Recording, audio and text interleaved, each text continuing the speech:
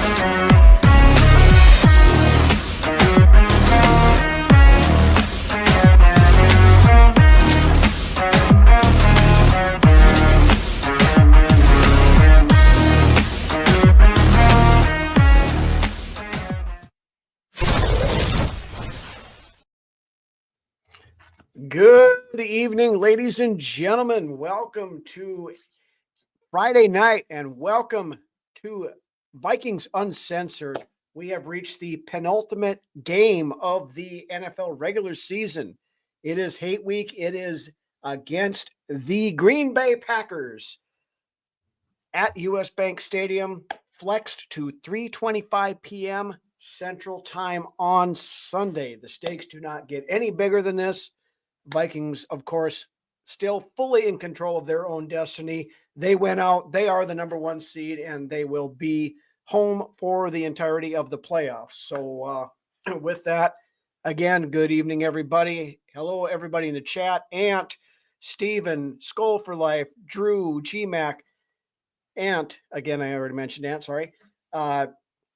First off, before we get started, would like to say a big thank you to Vikings Report with Drew, Ted, and Chris tonight, having both Brunswick and myself on in their fan appreciation show earlier tonight. Great time joining those guys as always. So big thanks to you guys again. And thank you everybody who was over there and decided to come over and spend an hour with these two schmucks for a little bit, talk a little more Vikings football. So how you doing there tonight, Brunswick? Let's get this rolling. Good. What do we got on the agenda? We got a little bit of news, nothing really important, just some kind of musings and stuff I've seen this week that we'll talk about. Then, of course, we will get your last word on the Seahawks game, roll into the Packer preview, keys to the game, as always, and at the very end, our regionally fairly well-known, not quite famous prediction segment. So with that, we will start out with the news. Couple of them floating around this week, rumor-wise at least anyway. Heard this the other day. The Chicago Bears are potentially interested in former Seahawks head coach Pete Carroll to be their next I heard that coach. as well. It was kind of floated around and then poo-pooed, and then all of a sudden I've seen it from about 4 different sources, some more reliable than the original one, which happened to be Mike Florio. But what do you think about Pete Carroll in Chicago? The guy is a winner. I mean, that'd be a good pickup by Chicago, I think, at head coach. I think it's very telling of what happened in Seattle there at the end. I think he was kind of forced out, and obviously it sounds like he still wants to coach, and he's a proven coach, a Super Bowl winning coach. I like the guy. I like, his gum chewing, sideline antics on game days. I think that would be a great pickup for Chicago. Anyways. Yeah, I mean, of course, Carroll is an old guy. He's, in his 70s, but the guy coached college football for many years. So I think, he would be able to maybe relate a little bit to Caleb Williams as to what they need over there. Personally, I think would be better options for Chicago. Somebody like Ben Johnson, of course, is the big name out of Detroit. Maybe somebody like Cliff Kingsbury, who was his offensive coordinator at USC. Yep. That kind of stuff. But it's Chicago right now, and as much of a dumpster fire as that place is, they're going to go hire, some unknown freaking guy that has a nice set of khakis and well manicured beard like Eberflus or whatever, just to come in and try to right the ship. But the other thing I saw, and this, I don't know if you guys watched that thrilling 6-3 win by Seattle last night on Thursday Night Football, but if you watch Caleb Williams' post-game press conference, I don't know how many of you guys noticed that, but I watched that, and it's like, this guy is supposed to be your leader. Yeah.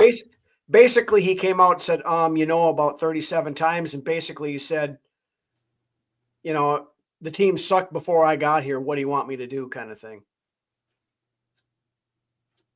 Yeah. Again, talked about this many times during the draft process and everything else. My personal concerns with Caleb Williams, that was one of them: the lack of maturity and the lack of accountability, the lack of being able to deal with adversity. And he showed that a lot this year, that he's not at the point where he can do that. Now, somebody like Pete Carroll maybe could get him to that point, but it's a lot to harness there. And I don't know if you can, I don't know.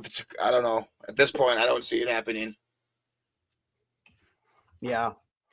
Drew, exactly. I mean, Thomas Brown was sweeping floors at the training center earlier in the season, and all of a sudden he was offensive coordinator. Then all of a sudden he's head coach. And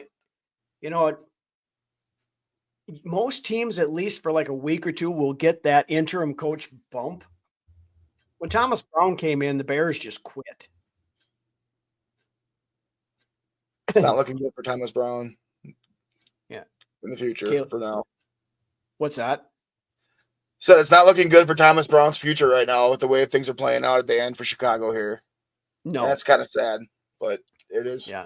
G-Mac, very good point. I knew Jordan Love was more mature than Caleb Williams, but I'm still not sold on Jordan Love yet. Anyway, no, I'm not. I'm not either. But speaking about Packers fans, the social media stuff this week has been just absolutely off. I've come to the conclusion, and this is not breaking news. I mean, it's not, aliens are at Area 51 kind of breaking news kind of thing. But I have come to the absolute conclusion that Packers fans are the most thin-skinned individuals on social media. If you guys were watching the Netflix games on Thursday, I believe it was during the second game, they put up a graphic of the rushing leaders in the NFL, and whoever the person in charge of proofreading fucked up, and they left Josh Jacobs off the list. He's like fourth in the yards and rushing. They had 1, 2, 3, and 5. They forgot Josh Jacobs. The Packer fans lost their fucking minds. I had a guy on there that just absolutely going up. He had the audacity to, because I said, dude, lighten up. It's their first NFL broadcast. I thought the broadcast, compared to what they did for the Tyson Paul fight, Netflix was leaps and bounds better. I said, somebody screwed up on the graphic. It was no nefarious intent. It should have been caught. Yeah, whatever. He had the nerve to say, well, yeah, the terrorist attack chatter should have been caught before 9/11 too, but it wasn't. I'm like, you just equated missing a fucking graphic on Netflix to the 9/11 terror attacks. Yeah, some fans. These guys are just, I'm not going to get down that rabbit hole. I just had to get that off my. They're used to winning. That's a great point. I love that, G-Mac. G-Mac, absolutely. And that's the thing. For as much as they're used to winning, they have a serious inferiority complex because they've had Hall of Fame quarterback play for 30 years now, and they only got 2 Super Bowls out of it. Yes, that's 2 more than what we have, but the fact of all that, it still gives them that inferiority complex, even though most Packer fans aren't old enough to remember 67 through 91. But I would love nothing more to see Green Bay get back to that level of ineptitude for the next 30 years. I think the answer to Steven's question is Detroit. Who wins the one seed if we split between the Lions, end up with the same? If we end up with the same record as Detroit, Detroit gets it. Yeah, because they'll have the better divisional record. Better divisional record and all that other stuff. So we have to finish ahead. So if we lose this week to Green Bay, God forbid, and Detroit would have to lose as well. Detroit would have to lose to San Francisco for it to matter next week, I believe. Yeah. There might be something in there that the Vikings would still have a chance. I don't remember. But basically, yeah, we have to finish with a better record than Detroit, or else Detroit has the tiebreaker over us, I believe. Yes, I agree. We owe Green Bay a beatdown. Yeah, absolutely. Andy, good evening. Our my buddy, the Chicago Bears fan, that on Freezing Four podcasts on usually Wednesday nights, shut the Packers fans up. I absolutely hope we do tomorrow. Saw a thing earlier that that said like 83% of the tickets sold for the game tomorrow were sold in Minnesota, not, and like 17% Packer. That's actually less than what it normally is. But 17% Packer fans in that stadium is still too freaking many. Yeah, I don't think it's going to matter. I made this comment at the beginning of the week, and it still holds true. If any Viking season ticket holder was caught selling their tickets to a Packer fan, they should be blacklisted. They should not be allowed to purchase season tickets for at least 5 years, and should be publicly humiliated from now until the end of their existence. Tarred and feathered, run out on a rail, whatever kind of punishment that you want to dole out to those people. You do not give your ticket, especially in a game as big as this.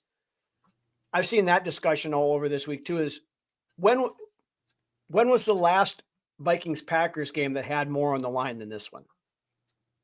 It's been a while. These last two games mean everything. Yeah, to us as a franchise. What was it? The 2012 game where the Vikings had to beat the Packers to get in the playoffs, and Adrian ended up 7 yards short of the rushing record. I mean, it's got to rank up there. Nah, I think we're gonna take care of business on Sunday. Yeah. Discussing that to sell one game at such an inflate. That's you're absolutely right. I looked at, just for shits and giggles earlier today, I looked at ticket prices. The cheapest ticket that you could buy on Ticketmaster right now to get to the game tomorrow was $407, and it was 4 rows from the top. Yeah, in the corner of the game of the. Drew, this is a great point, and this Vikings are the healthiest team going into the tournament. But great point. It absolutely is the only starter for Sunday's game that the Vikings are down is Christian Darrisaw. Ivan Pace is still listed as questionable because they have not officially activated him off of IR yet, but he practiced in full all week, so I assume that is coming probably tomorrow. They have to do it by tomorrow, I think it is. So look for him to be activated. With that being said, Christian Darrisaw, we're direly missing him at points this season, especially the last couple of weeks. Cameron Robinson has had some horrible games the last 2 weeks. Discussing act, yeah, it's normal ticket price for those I think they're about $75, because it's the same seats that I had to Vikings Packers game 2 years ago when Greg Joseph kicked that walk-off win. I paid $76 a ticket for those, and now they're $400. And only Darris. Yeah, that is absolutely huge.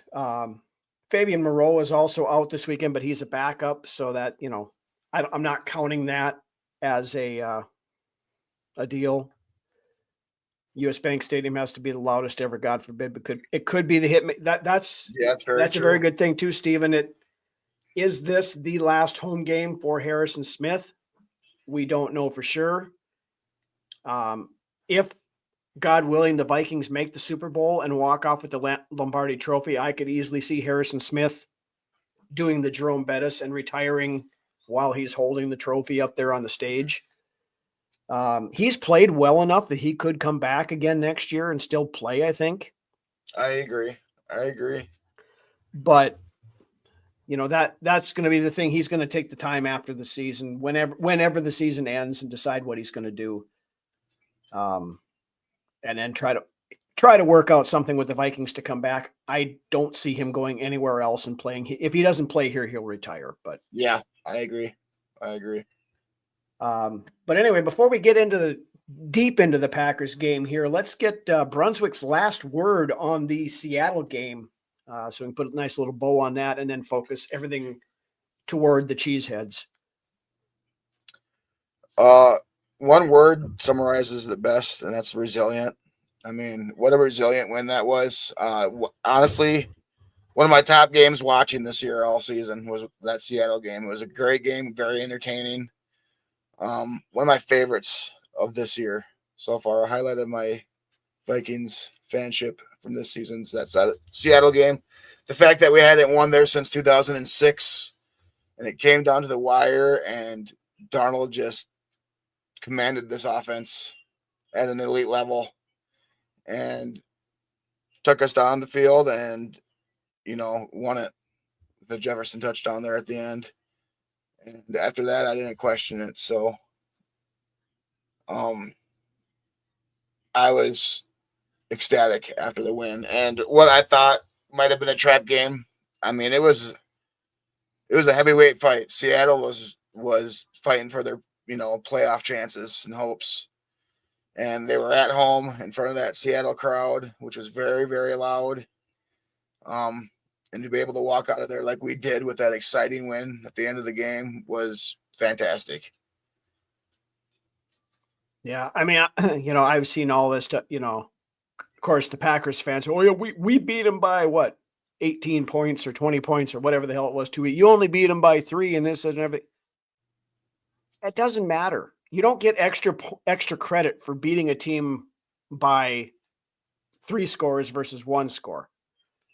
All that matters is the wins and the losses. We walked out of there. We had, like you said, we hadn't won there since 2006. Yeah, we had that lull in the middle of the game again where the offense kind of went to sleep for a while.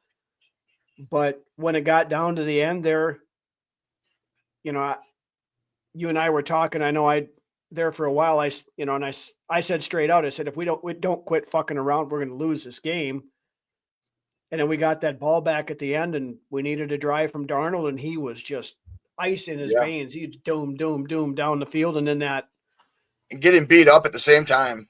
Yeah, I mean, he got hammered a couple, especially even on that touchdown pass to Addison. He got, Jefferson. He got nailed after he let that ball go, but that ball could have been placed in a better spot, and Jefferson couldn't have contorted his body any better than he did because it was smooth.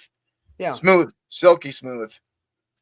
But I mean, that whole drive just personifies how freaking tough Sam Darnold actually is. I mean, the guy he was limping on his ankle that he's had issues with for like a month now. He got banged around, but he still stood in there. The confidence that Sam Darnold is playing with right now is out of his mind. Yeah, it's an entirely different level. I mean, this is nowhere near the Sam Darnold that has been around for 6 years in this league already. It's, Kevin O'Connell has unlocked the real Sam Darnold.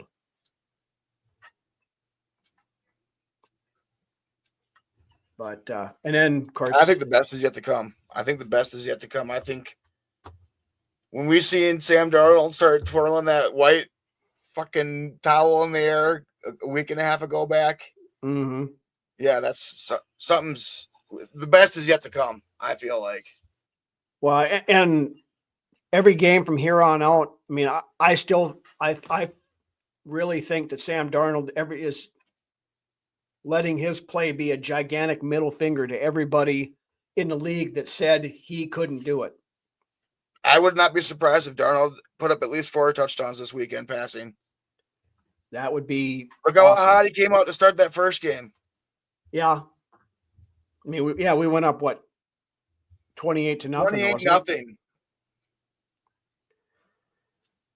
Drew, great point by Drew here. Offensive line needs to start protecting him or won't be around in January getting hammered. Yeah, especially the interior offensive line has been an issue.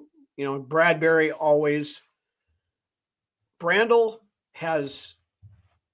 he hit his plateau about a month and a half ago, and he's coming off the other side. He hasn't played very well the last few games either. With missing Darisaw at that left tackle position, I think. Yeah. I mean, Cam Robinson played great for a while too. Now the last 2 games, he's had poor outings. He needs to shape up, get things figured out again. Dalton Reisner's been fairly quiet over there, but he's been doing his job though. I like what I've seen out of Reisner over there. He's definitely an upgrade over Ingram. Well, Ingram hasn't even been. I don't even know if he's been active the last couple of weeks. I haven't seen hide nor hair of him anywhere. So this isn't the case Keenum situation right here. He's a really good quarterback. Yeah, you're not wrong. See, the thing is, I don't think we've put together a game. I mean, it always seems like during games, one side of the football is picking up the other, or vice versa. Yeah. We have yet to play a game other than maybe the Houston game at the beginning of the year where the offense. Probably the only game, right, where I felt like the game was in our hands from the beginning to the end. Yeah. Hopefully we go full IOL and free agency. That's got to be I think a top priority, especially center. We need center. We need at least 1 guard, if not 2. But we also have to, look at defensive line. We need Jalen Redmond has been a pleasant surprise on that side, and I think he's got a future with this team. I agree. But I still think we need to have a big nasty in the middle, and we can pump Harrison Phillips out to the other defensive end spot where I think he would be a little bit better. Somebody who can get pressure up the middle. That's the thing that we've been missing, Yes. Yeah. That's another thing this week that's you got. I don't want to get into the whole Darnold versus JJ for 2025 thing, but yeah, the fact of these people are talking about trading JJ McCarthy. No offense. I mean this with the utmost respect to everybody, but you guys who are talking about trading JJ McCarthy are fucking idiots. You are not going to the Vikings have gone for 40 years every year. We need to draft our own franchise quarterback and develop him and have him around here for the next 20 years. We finally go and do that. And we have them, the bridge guy we bring in. Oh, now we got to trade the rookie guy just because, the guy we currently have in here is playing well. I don't care if Darnold comes back next year, and I'm going to leave that up to Kevin O'Connell. He has earned the right to decide how he wants to do this. But even if Darnold is back next year, you're not going to trade JJ McCarthy. That would be absolutely the dumbest thing you could fucking do. Yeah, I mean, I don't think that we should seriously discuss this until the season is over. No, and I know. Talked about that before, and then we will wholeheartedly go into a deep discussion on that. But I will say it would not surprise me one bit if we seen a name starter that we do trade away for a draft pick or 2 this coming off season. Problem is we don't have much for draft picks, so no, somebody that we're going to trade to receive picks. Oh, okay. So, and I don't know who it would be, but I mean, with as many draft picks as we have next draft, we have to find a way to recoup some of that. Well, and we've got like 13 starters that, well, maybe it isn't that many, but there's half of the defense is going to be gone. The entire back end, cornerback wise, nobody's under contract right now for next year. But again, I don't want to get down the rabbit hole of talking about next year because we have a lot of football in front of us yet. None more important than the next couple of weeks. So with that, we will officially get into the Packers preview. Talking with a bunch of guys this week on back and forth. We have Vikings fans, bless their heart, going on cheese strikes and things like that just to because of the Packers. I'm like, screw that. I bought a 5-pound block of cheese and sat there with the cheese grater and grated the whole damn thing just to prove a point for this week, I guess. But as we talked about earlier, the Vikings are incredibly healthy coming into this game. Harrison Smith, who missed last week, is back. Ivan Pace Jr. practiced in full all week, has not officially been activated, but look for that to happen tomorrow. Jalen Redmond back off a concussion protocol. Excuse me. Oh, yeah? Yeah. These things have quite a bit of fizz in them, so I'm not. So he'll be back. The only guy on the active roster who is out for this weekend is Fabian Moreau, again, backup cornerback. But, looking at that, Dwight McGlothern has played significant snaps the last couple of weeks and has played quite well. Yes. I like what I see in that kid. I like what I see in that kid. I like that he's able to get some snaps later on in games because we feel comfortable about where we're at as far as the game and where it's going. Yeah. 2 weeks ago, I think he was actually the highest rated defensive player if you look at the PFF numbers. But Green Bay, on the other hand, is going in there a little bit banged up.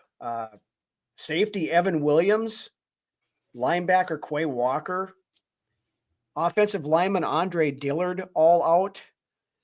And to great surprise to many, many people all over the Vikings fan base and Packers land, cornerback Jair Alexander, who practiced in full all week, is officially out for Sunday.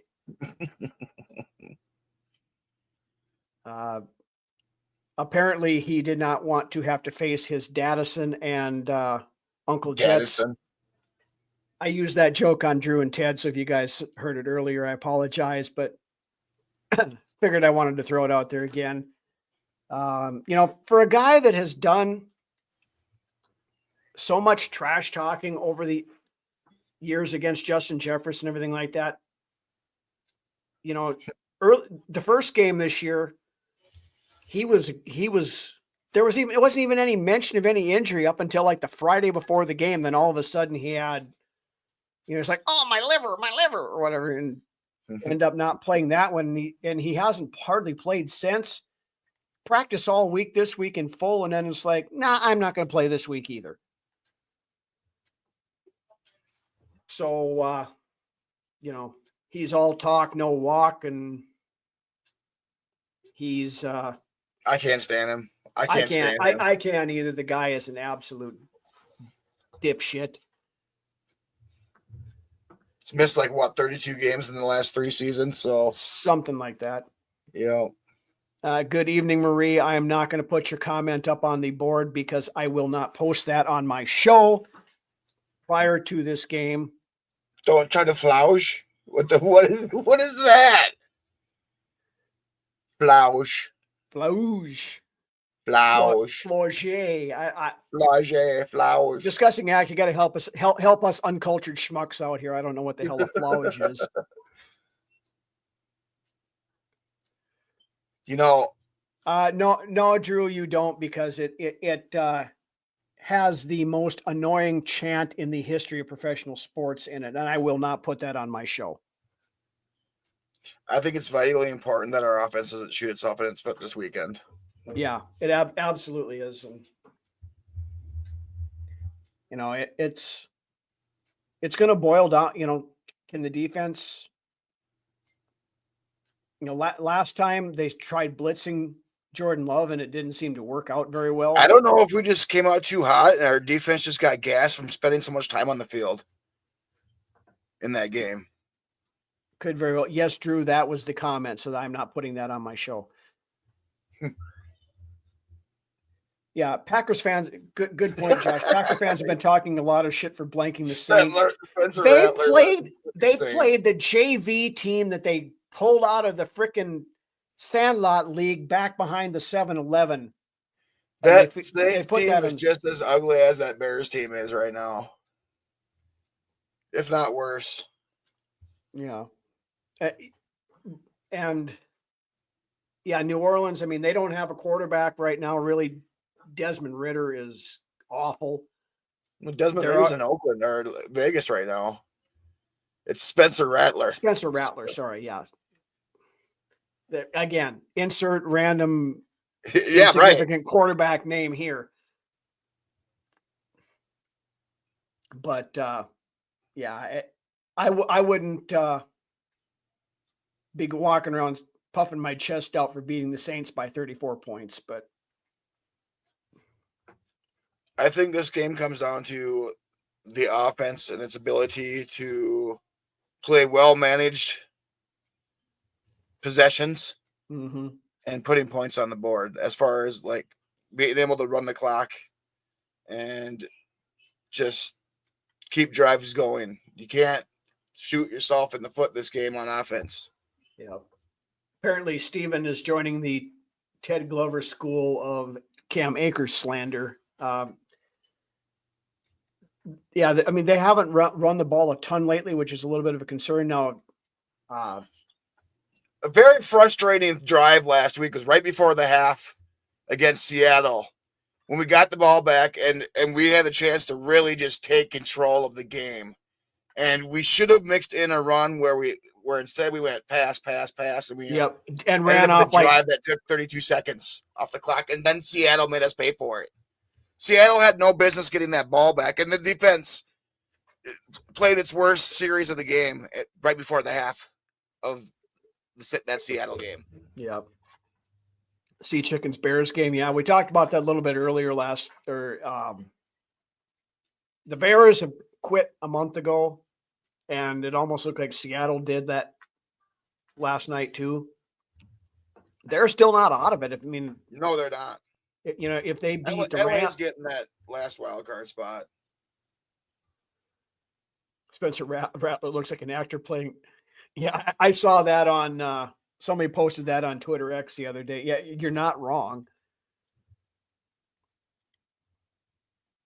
I think Akers has played well in the spots he's been given. I mean, as far as the running game that we have this year, the running game has been a notch ahead of last year's running game as far as being a little bit better. But I still expect more as far as the rush game goes. Yeah, I mean, we don't have that home run threat. Aaron Jones doesn't have that. The Dalvin Cook or Adrian Peterson is his prime, can score from any place on the field kind of thing. I mean, he can knock you out, some pretty long runs, but he's yet to totally break one. And the fact that I think he's got his most carries in his career this season on our team. And he's within reach of hitting his career total or best in yards too. So, but Drew, great point here. Cam Akers, and I made this comment earlier too tonight. He's not an RB1 anywhere on this team. He's a very solid RB2, and he's good at what he does. He comes in, he's, can spell your starting running back for a series or two here and there, and he can break off a few runs. I mean, he got a touchdown here the other, game or two ago. Has hit a few, 10, 12, 15-yard runs, 7-yard runs, 5-yard runs. I think he's a pretty good change of pace back, to be honest. Yeah. So, yeah. Ty Chandler, Chandler hasn't been getting much for carries at all lately. He's kind of fallen out of favor with the team a little bit. I think part of it is his pass blocking is not good. Not good.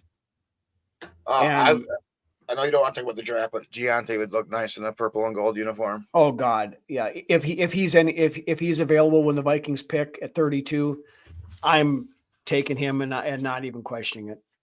Yeah. Yeah, to G-Max point, we got to find a running back. I think they find a running back probably in the mid round someplace. But yeah, Jaunty out of Boise State would look absolutely fabulous in purple. Yeah, and that's one thing. If you could get that guy and put him in this Kevin O'Connell offense, that unlocks an entirely different level that we have not seen yet at this point. I miss having a Percy Harvin. Yeah, he was a little bit more of a headache than it was worth, but good player. But yeah, helping the trenches and well, that's the thing. We're going to need players at corner because as it sits right now, we have Mekhi Blackman will be a little bit of a question mark next year. Yeah, the only two cornerbacks we have under contract right now for next year are Mekhi Blackman and Dwight McGlothern. So,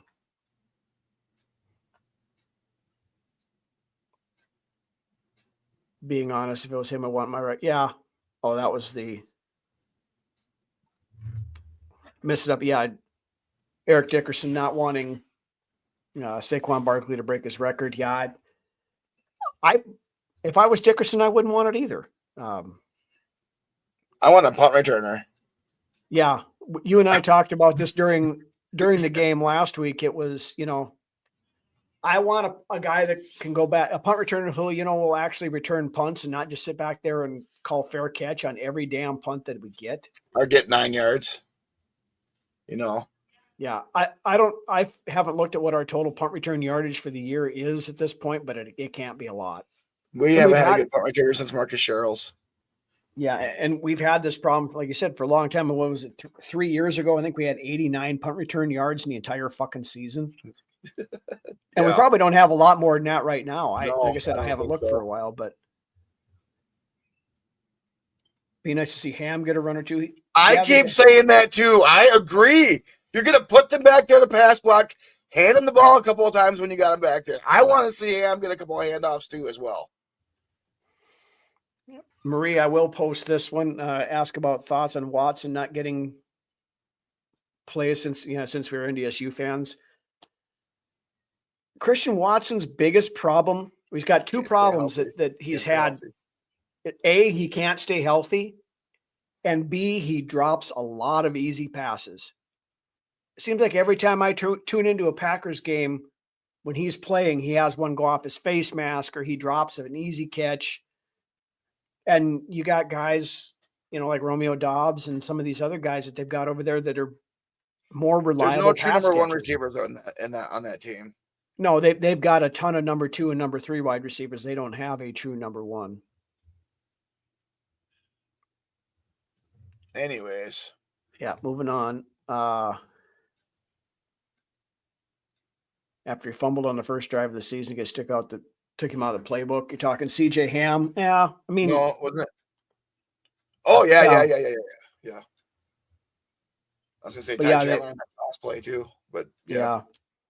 Yeah, Ham on the goal line. I don't know why they don't use him more down in there. I mean, he is your big power back that could, you line him up at fullback, and instead of handing it off to Jones or whoever, you give the quick shorthand off to the fullback. I mean, if anybody's going to give that power to go in there, it's him.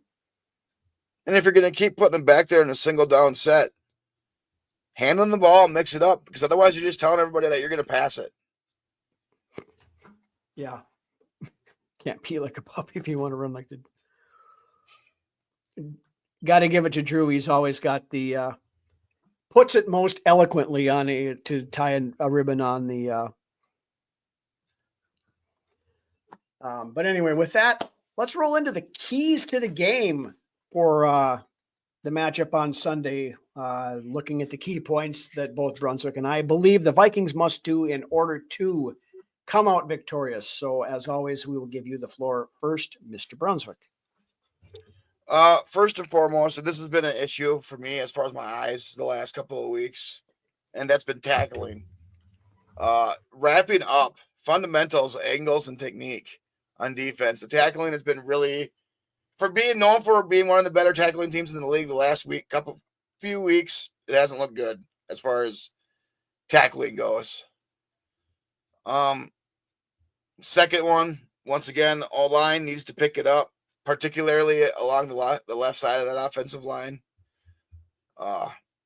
They've been given Darnold has not. His job is already hard enough the way it is. They haven't been making it any easier. So, especially like I said, along that left side of the offensive line. I'm talking to you, Cam Robinson. This week in particular, I believe the defensive game plan and execution needs to be elite on the defensive side of the ball, and it needs to be a master class against this Green Bay team. Like I was saying earlier, as far as the offense not shooting themselves in the foot, it'll go a long way if the defense can go in there and take care of business on Sunday. And they have been playing good football outside of a few drives against Seattle last weekend. Darnold needs to keep this ascension going, keep ascending, keep his strong command of the offense. Like I said, I think we're just starting to see the best version of Sam Darnold that we can see, and just keep doing what you're doing. I like the leadership that I'm starting to see from him, and the comfort that I'm seeing in Darnold as the season has gone along. When a lot of us counted him out after that Jags game where we thought, oh, okay, this is where he's going to go and crumble and become the Sam Darnold of old. He's actually risen and gotten much better. I think he has 16 touchdowns to 1 interception in the last 9 games. Ever since the Jacksonville game, yeah. Yes. Also, 12 games with 100-plus quarterback rating to Sam Darnold. The offensive play calling needs to coincide with time management as well. That's a big key for victory here is our offensive play calling coinciding with the time on the clock and knowing when to go for a run where he is going for. We can't have these 32-second drives on offense. Yep. We need to figure out ways to consume more time with the clock, and that will lead to more victories where it's not so close, so butt clenching towards the end, in my opinion. And the X factor for me is Jordan Love and our pass defense and how we're going to be able to slow down Jordan Love. And that. I mean, we need to stop the run, of course, Josh Jacobs, but I think the Packers know that as well, that we know we need to stop the run, and they're going to be trying to set up Jordan Love for a good game this weekend. And hopefully our defensive backfield is up to task in that department. Those are my keys for this weekend. Yeah, I mean it. Very, very well put. Mine, I get a lot of building off what you said. My number one is stopping Josh Jacobs. That no matter what they want to say, that offense runs through Josh Jacobs. It sets up everything that they do. They're running the ball 52% of the time this season. Yeah, they are. And if you can make them one-dimensional, then you have a lot better chance of shutting everything down on there, and some of that may be getting out early, like we did last time, get up by 2 or 3 scores right off the get-go, take that running game out of the mix so they have to throw the ball. And then when they do that, tighten up that zone a little bit. We've been leaving way too many holes in the zone the last few weeks. Now, granted, once we get into the red zone, we tend to tighten everything up, but just do that from the get-go and not Drew's point. Can the Vikings not go blah mode in the second half, let teams hang? Yeah, that was another one of my points I was just going to get to, Drew, and I'll just use that as the intro. Get out, start fast, and keep your foot on the gas. Do not let up. It is both sides, damn it. Yeah, it is perfectly fine to go out and hang 40 points on a team. We haven't done that yet this year. We did. Well, we did once. We did against Atlanta. But I would love nothing more to see us hang 40 points on Green Bay on Sunday. But yeah, just you got to have that killer instinct and go out and finish these guys because Green Bay is a good enough team that if you let them hang around, they will come back and make you pay for it. And these next two games are for all the marbles. You've got to be, Kevin O'Connell always says, be at your best when your best is required. Your best is required for every game that you play from here on out for the rest of the season. That's right. I haven't figured out we need 5 victories yet this year to reach our ultimate goal. I think that we know who we can be and how good that we can be. We just haven't gotten there yet. And that's where we need to be. And that's the thing is, can we get there? I mean, we're 17 weeks into the regular season. 5 wins. We get there. 5 wins left, and we would have won a Super Bowl. Yes. My next point, again, the basics. Win the turnover battle. Don't do anything stupid.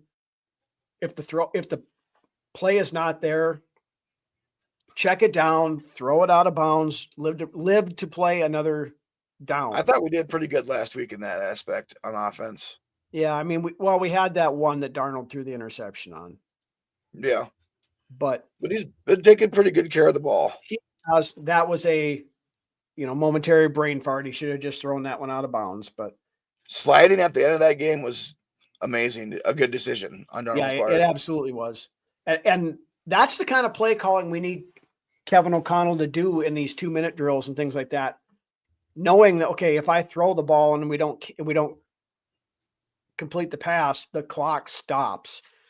Right. Just, Darnold having the wherewithal to just, move around just enough to run a couple seconds off the clock and then go down and allow that to just clock. Right. Yep. My next point, get Aaron Jones going early and get that run game going. I mean, Aaron Jones should be a little extra motivated again because going against Green Bay, all the talk has been about Josh Jacobs. People aren't talking a whole lot about Aaron Jones. Go out there, get that run game established because you get that going, that opens up everything else. That gets the play action going. That's going to open up the stuff down the field because they're going to have to respect the run. So you got to do that and don't get away from it. We have a real bad habit. They've been getting away from it too early, I believe, the last handful of games, the running game with Aaron Jones. We have a bad habit. The run game is working. Then all of a sudden we quit running the ball. Yep. You can't do that. You got to be able to run the ball when you go into the playoffs because you're going to have to be able to control the clock. And the best way to keep the opposition from not scoring is to keep their offense off the field. 100%. Run the ball, 7, 8, 10, 12 play drives that are going to run. The first drive last week alone, the Vikings ran 7 minutes off the clock on the opening drive. I think we've shown how dangerous we can be down the field. Now we need to show how meticulous we can be on creating drives. Absolutely. And sustaining those drives and not letting us. That's what will make this team the most dangerous it can be. If we can show that we can meticulate, everybody hates the dude Hank Stram from way back in the day. If we could find out ways to matriculate the ball down the field in more time-efficient ways, this is when that team is going to be at its best. Yeah. Because the thought and the know-withal that we could do it down the field, we can go over the top on you at any time. That's what we're proving right now. But, and that leads me to my last point. Just take what they're giving you. If you need to dink and dunk 4 to 5 yards at a time, you get 2 5-yard completions. That gives you the first down that keeps you moving. I've seen Darnold do more of that. And going off of what you're saying, I've seen Darnold do more of that too. And sometimes when he's done that, like that Aaron Jones dump off in the middle of the field and he takes it for 15 yards. Yeah. On the third down, as well. And the plays like that, man, are just, you wouldn't think that you're going to get that, but you do. Yeah. So, and that's where TJ Hawkinson doesn't have a touchdown yet this year. Wow. Which is surprising. Now, Tony Bell on Drew and Ted show earlier said Hawk's going to get 2 touchdowns tomorrow, which I will take that in a heartbeat. But I mean, that for as much as Hawkinson's been getting involved in the intermediate game to help move the chain, I mean, Hawkinson has been the primary target on a lot of these third down passes, and he's the definition of a security blanket right now.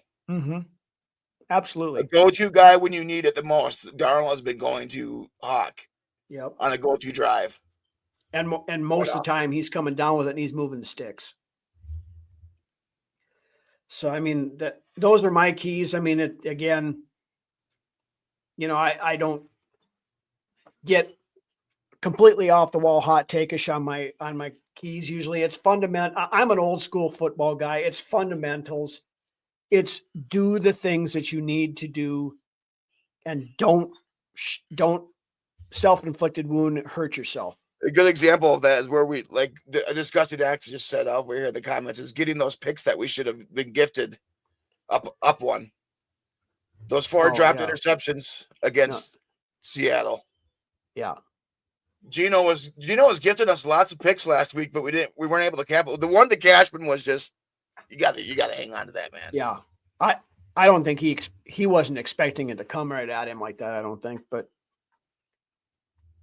yeah, there was the fact that we're still trying to polish ourselves as a team and still getting these big wins is saying a lot going into the meat and potatoes of their schedule and in the postseason. Yeah. I mean, we're almost past the meat and potatoes now. We're getting in. We're absolutely in the main course right now, and right there you go. Yeah, dessert is coming, but not yet for a while. So we have five more games before we can eat dessert. So, but yeah, those are my keys. Anything else you want to hit on this before we move on to the predictions? I think we're good to go. All right. So with that, we will move into our predictions segment where we not only look at, of course, the Vikings game for the week, but what our rivals in the NFC North are also doing. Drew's got a quick question. Don't downplay it. Yeah. And that's my thing, Drew. Fundamentals are boring. I get that, but fundamentals are what win football games. The hokey, going, trick plays and all this other. Speaking of trick plays, that fucking punt last week did not get a first down. That fake punt that Seattle ran. I know. It didn't end up hurting us, but that was not a fucking first down. He was easily short, and they refused to show a good replay. And I don't know why we didn't challenge that. We should have, but I don't know if it was we had the third string team and everything else. They brought 2 cameras to the stadium or whatever it was. Yeah. But that one still pissed me off. But anyway, into the predictions. We'll start off, of course, with the other games and end up with the Vikings. Chicago, of course, played last night. I'm going to go out on a limb and say Seattle will beat Chicago 6-3. Give me a nail biter. Yeah. All right. So moving on to the next game. The Detroit Lions taking on the San Francisco 49ers. 49ers who have officially been eliminated from the playoffs. Detroit still, of course, with plenty to play for, but can San Francisco play spoiler? That'd be fantastic, to be honest with you. All the metrics and all that point to Detroit winning this game, but it would be nice just to see them drop a stinker to a team like San Francisco right now. I'm not saying that Detroit's penciled in to win. I mean, yeah, for the most part, yeah, I'm going to pick Detroit to win, but I would love to see San Francisco play spoiler to Detroit here this weekend. Yeah. I mean, honestly, this game against San Francisco means absolutely nothing to Detroit in the grand scheme of things, unless we happen to lose to the Packers. If we beat the Packers, even if Detroit loses to San Francisco, it still sets up next week for the NFC North. Mm-hmm. So I would rather we wait until next week to see the stinker from Detroit than this week because it really doesn't mean anything. Now, that being said, of course, if the Vikings happen to lose on Sunday, then we absolutely need Detroit to lose as well in order to still have our shot at the North. That would bring Philadelphia back into play for the 1 seed, depending upon what happens with them. They have Dallas, I believe, this weekend. Dallas has been playing quite well, so that's no gimme for Philly either. But yeah. I think Detroit probably wins this game. Going to be close. I haven't looked to see, San Francisco's been injured a lot. I haven't looked to see who's in, who's out for them yet, but I think Detroit probably gets it done here and sets us up for a good weekend next weekend. Yep. All right. So we both picking Detroit in this one? Yeah. All right. So then, of course, the biggest game of the week, probably league-wide, of course, it got flexed to the game of the week on Fox this week, 3:25 p.m., the Green Bay Packers at US Bank Stadium taking on the Vikings. The floor is yours, Lance. 31-17, Minnesota. Yo. You said that because Ted said he was going to be keeping tabs. Make sure that you... I did. I had it locked away in the back of my bag just because of that. No, we split with Green Bay last year where we went to Lambeau and we beat them in Lambeau last year, and then they came back here and they whooped our ass to end the season last year. But I'm looking forward to sweeping Green Bay this season during the regular season, and going on to hopefully what will be the number 1 seed after next weekend. But we can do it. Green Bay is a hot team right now too. We've only lost 5 games, but they better not be overlooking us here this weekend, and I don't believe they are. It's gonna be a hard fought game, but we're gonna win. Yeah. I mean, you talked about that game last year where they handed our out. We got our asses handed to us. Of course, that was the game where we started Jaron Hall against them, and that did not work out well at all. No. It's going to be a different story with Sam Darnold, and Sam Darnold now is I mean, as good as he was in September, he was an NFC Offensive Player of the Month. He's playing the better football now than he was back then. Yeah, I think exactly, and that's the point I was getting at. I think he's gotten more confidence, he's gotten more swagger, he's got he's brought that leadership up to another level, and like he showed last week, and he showed 4 or 5 times this year. When it comes down to it at the end of the game and we need that drive, I have every confidence in the world that he's going to take us down there and get us what we need. Yeah, I think that he could have another 4 touchdown game this week. 4 to 5 touchdowns again this weekend. I would love to see that. I think the Vikings can get this done. I think, it's always that in the back of the Vikings fans' mind, that PTSD about, okay, when is the other shoe going to drop and everything else. Is it going to happen this year? It might. I'm not going to say that it's not going to, because I've said that before. But we've also said, we've been talking about this, especially last year, this team just feels different. You don't ever feel like this team is out of a game. And then if they're anywhere within striking distance, I have every confidence in the world that they're going to come back and find do a what way they to need win. to do. Yeah. So with that, I think this is going to be a fairly close game. Probably a 1-score game, because that seems like what we do for the most part. But we're 7-1. I think it is, or 8-1 this year in 1-score games. Yep. So I think it's going to be close, but I think it's 27-23, somewhere around there maybe. Vikings walk out of here with a win, setting up for the all the marbles next week for the North and the 1 seed against Detroit. Game of the year. game of the year up until that point, if that's what it comes down to. The number 1 seed in the NFC. That's prime time game right there. It's getting flexed if that's the case. Yeah. Of course, there's no more Thursday night football, so it would be Sunday most nighter. likely it could be the Sunday night game, or at the very least, it would be the game of the week again in the afternoon. But these next 2 weeks, Green Bay is coming off a short week this week because they played Monday night. Next week, Detroit plays on Monday this week, so they're coming off a little bit of a short week. So that hopefully helps the Vikings a little bit as well. And we'll, like we talked about earlier, as long as we go out, play sound fundamental football and take care of business, we're going to win this game. Yes. And I feel confident about that. I agree. All right. So with that, we've been going on for a little over an hour here now. I want to thank everybody for joining. Still got a huge number of people watching. Appreciate you guys coming with us late on a Friday evening. We love doing these live stuff. Great conversations from you guys in the chat, as always. A new name, Ronald, coming in here. Hype for the game, going to be very close. Come out on top, setting week 18 versus Lions. Absolutely.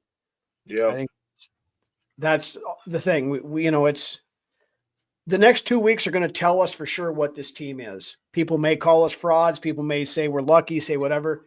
The next 2 weeks are going to prove what this team is, I believe.